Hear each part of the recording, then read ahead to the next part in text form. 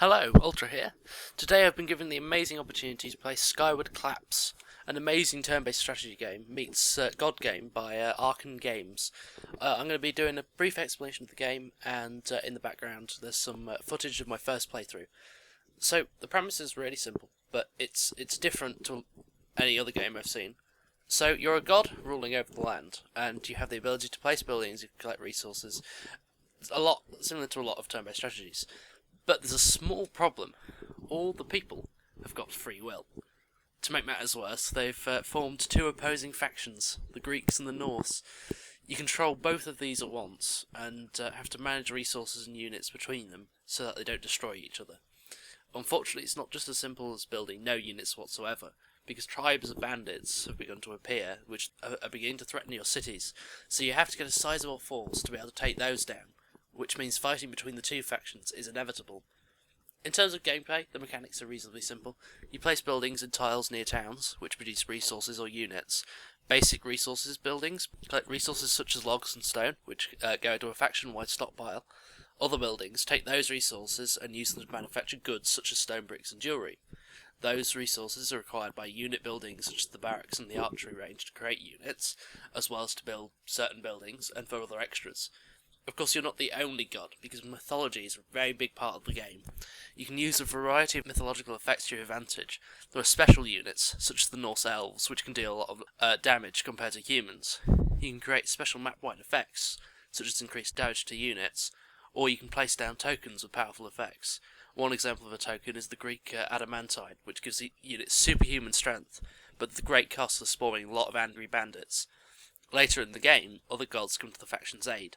They're very powerful fighters and have great passive abilities, but can only be moved by their very expensive active abilities, which can often be game-changing, such as the ability to cover the map in mountains or spawn resources for the factions.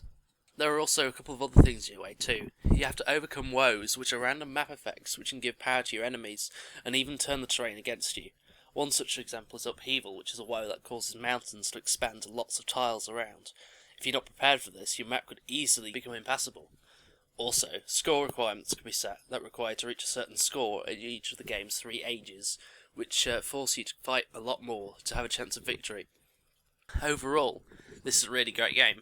The mechanics is really simple, but there's a lot of resources and actions, so it really gets interesting because of that. The terrain artwork is really beautiful, but the units are drawn in a much more cartoony style, which could turn some people off. There's a selection of maps with various starting terrain, but because you have terraforming abilities, most maps will probably end up how you want them to be. However, the maps don't really have much difference visually. They all use the same grassy tile set as the rest of them, which could get tedious after a while. There's also a variety of difficulty settings which allow you to tweak the game how you want. Harder ones add extra mechanics such as veterancy, which makes things harder to balance. The duration of each age can be changed, but the lowest setting allows the game to be 90 turns long, which results into a game that could probably be finished in an afternoon. But playing for a short while isn't very viable, so it's certainly not a game for a casual market. You can't pick it up and play for 10 minutes or so. It's got the same effect on people as games such as Civilization. You'll want to play for a few turns longer, and you'll find 3 hours have passed. The game also features a levelling system where your profile levels up as you win games.